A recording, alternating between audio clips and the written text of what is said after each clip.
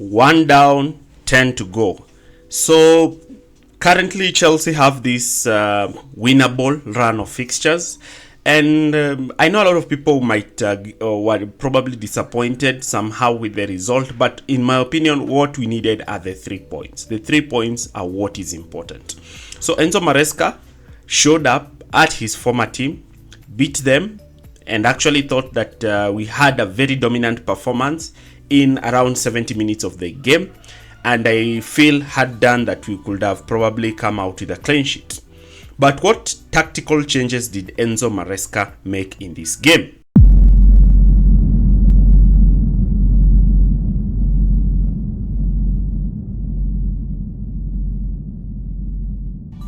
This was an early kickoff fixture. Chelsea pulled up to Leicester, scored 2 goals and conceded a last-minute penalty.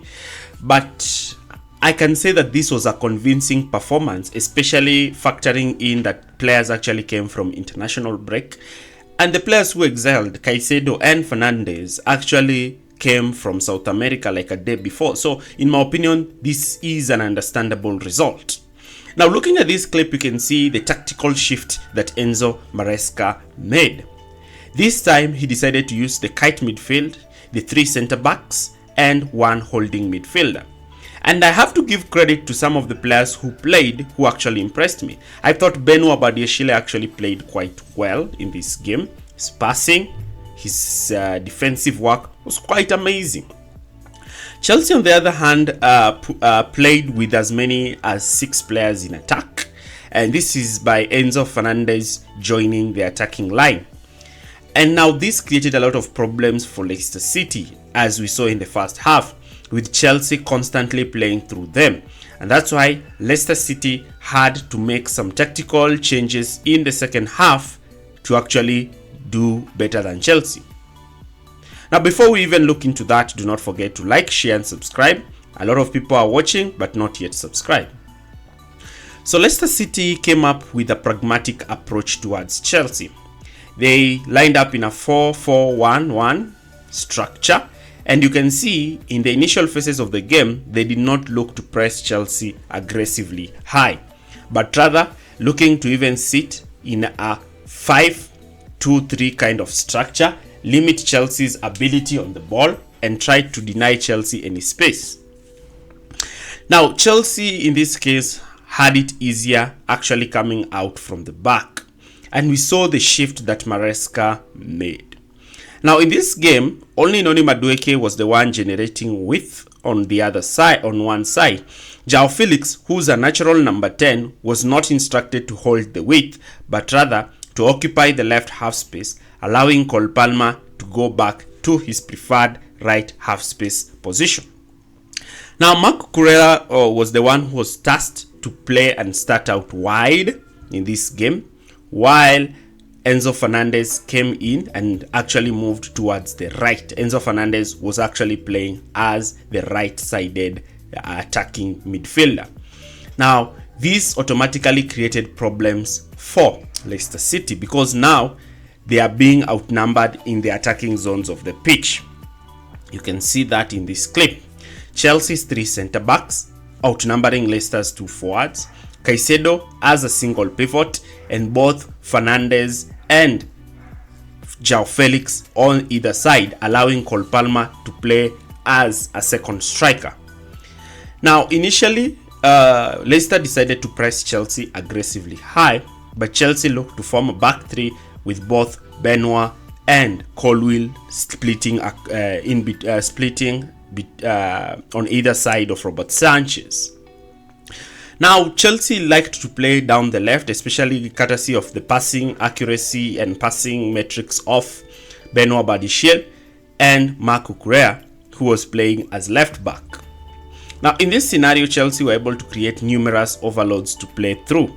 One is either Cucurella will receive the ball and have João Felix drop deep to receive the ball, or Nicholas Jackson look to receive the ball, hold it up, and play a quick 1-2 with Cole Palmer higher up the pitch. This allowed Chelsea to actually progress in the deeper phases of play.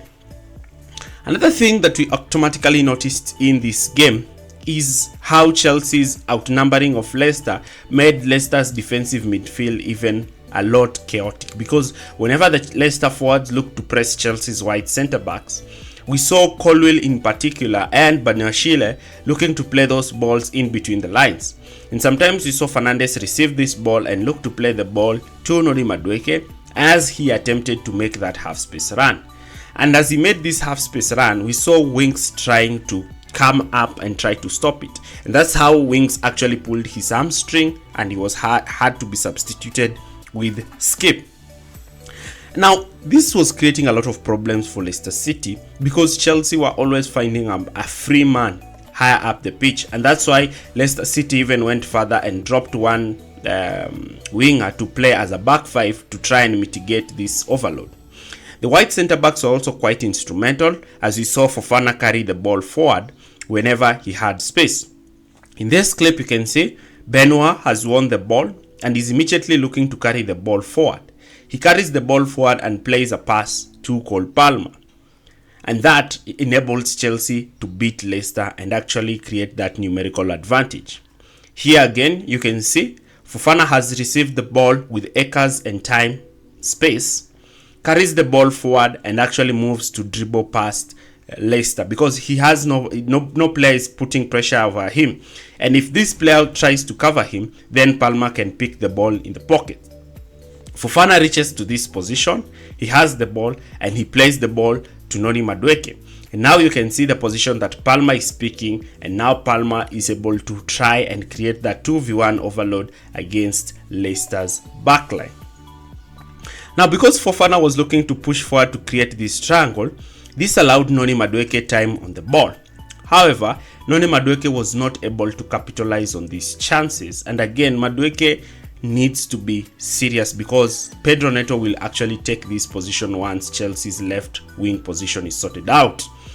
Down the left, it was João Felix who would drop deep to receive the ball from Benoit, because Benoit is a better passer than a ball carrier, so he will be able to find those line breaking passes to play the ball to João Felix. João Felix in this position will either try to nutmeg or play the ball to Marco Correa and look to receive a reverse pass. You can see here, João Felix has dropped in between the lines and Colwill can spot him and plays a line breaking pass that takes out Leicester's attack and midfield lines from the game. Now João Felix is receiving the ball in an area where he can cause harm. Felix receives this ball in this position and has the opportunity to turn and look to try and link up play with the forward players. Because João Felix is able to make this tactical adjustment in the team, it gave Chelsea much more needed threat down the left. And this is how Marco Correa managed to find himself in a position where he crossed the ball and Jackson headed it, then Enzo Fernandez headed the rebounds. It's because of the position that João Felix was picking up. Felix was also allowed Leicester's midfield to be passive because he made sure that majority of those midfielders were booked. And that credit goes to Enzo Maresca's tactical change by bringing in João Felix. Now, during the second half, when Leicester were behind, they decided to be less passive and more aggressive towards Chelsea. And in this case now, we started to see Cole Palmer being the one who drops deep and look to receive the ball and play the balls over the top or in behind. Because Palmer was not getting a lot of the ball in those deeper regions, he tried to play the ball to Jackson so that he can link up with João Felix, especially in those attacking zones of the pitch, to generate numerical threat for Chelsea. You can see in this clip the position that Cole Palmer has dropped deep, ready to receive the ball. Now, Sanchez in this position has the opportunity to play the ball directly to the feet of Moises Caicedo and look to have Chelsea automatically progress. Caicedo receives the ball, then he plays the ball onto Cole Palmer, and Palmer in this position now can look to play the ball to Fernandez higher up the pitch because of the position that Cole Palmer is actually picking. Palmer is able to play the ball to João Felix, who is in between the lines, and now Felix is looking to make a run. You can see Jackson has drifted towards the left, and now João Felix is in the middle and is looking to carry the ball forward to give Chelsea that numerical threat. He finds the ball and plays the ball to Cole Palmer, but Noni Madueke is in the position of Cole Palmer. Otherwise, if no player is there, Cole Palmer makes that 2-0 to Chelsea. Now, looking at this clip here again, you can see the tactical change again happening. This time, Levi Colwill has the ball and João Felix has dropped deeper alongside Caicedo because they used to drop momentarily together with Fernandez. It was quite a fluid system. Sanchez can see João Felix's position. The two players are one is trying to cover Colwill, the other is trying to press Sanchez. Sanchez is able to play this line-breaking pass onto João Felix. Now Chelsea beat Leicester's first line of pressure. This enabled Chelsea to position themselves in areas where they were able to receive the ball with a lot of space, with a lot of time, with a lot of ability to actually harm Leicester and put Leicester onto their back foot. Because of this overlapping run, especially when Fofana received the ball, Noni Madueke was so privileged in having an opportunity to receive the ball time and time again with space. And I still believe that if Pedro Neto had this a lot of space, then probably he would have even had a goal or an assist in this game.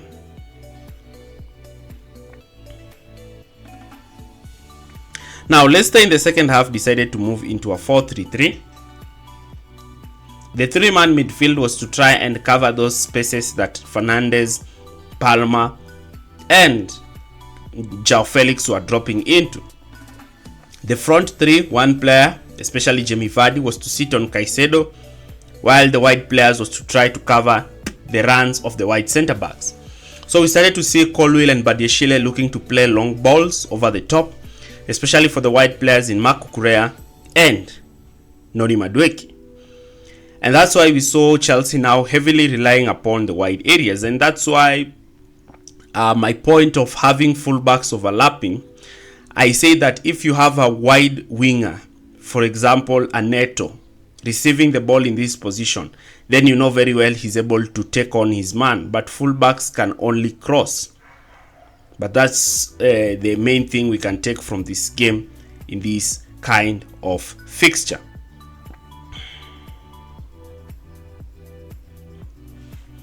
Now, the defensive phase.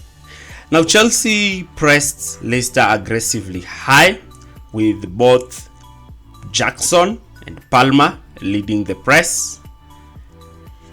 Enzo Fernandez was picking one pivot while João Felix and Noni Madueke were starting quite narrow.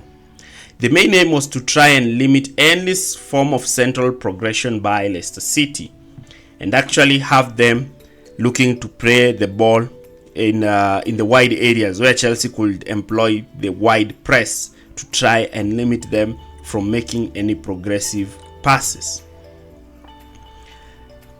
Looking at this thing here, we automatically notice that whenever the ball will be played towards the wide centre back, it was either Jackson who will move there, or even Enzo Fernandez will leave that position. So Enzo Maresca sustained Chelsea in third place again. And I'm telling you that if Chelsea manage to win those 10 winnable games, I am hopeful that Chelsea will either find themselves first or second by January. You can clearly see that after the difficult fixtures, Chelsea are third. And they need to widen the gap between them and the fifth place, or the contenders such as Aston Villa and Spurs and Brighton. Chelsea need to maintain that momentum.